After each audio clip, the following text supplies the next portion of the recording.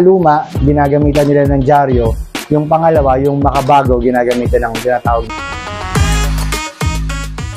What's up guys? Ngayon, papakita sa atin ni Matt kung ano ba yung masking process na tinatawag. Ito yung pagbabalot ng kotse dun sa mga areas na hindi pipinturahan para hindi siya magkaroon ng overspray. So, dalawang klaseng balot. Yung una, yung makaluma, ginagamitan nila ng dyaryo. Yung pangalawa, yung makabago, ginagamitan ng tinatawag na masking film.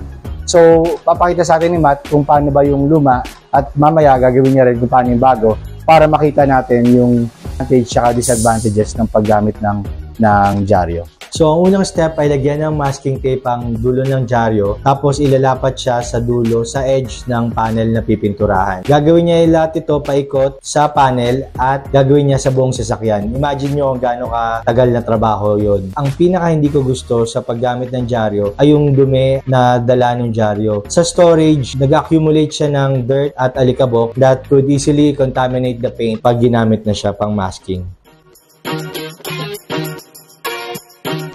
Samantala, ang masking film ay naka-roll and naka-box, free of contaminants, at napakadali niyang gamitin sa pagbalot ng kotse. Makikita nilalapat ni Matt yung masking film sa buong sasakyan sa kabilang side, and then ngayon sa side kung saan pipinturahan, nilalapat niya lang maigi, and then after nito, kakat lang yung edges ng panel.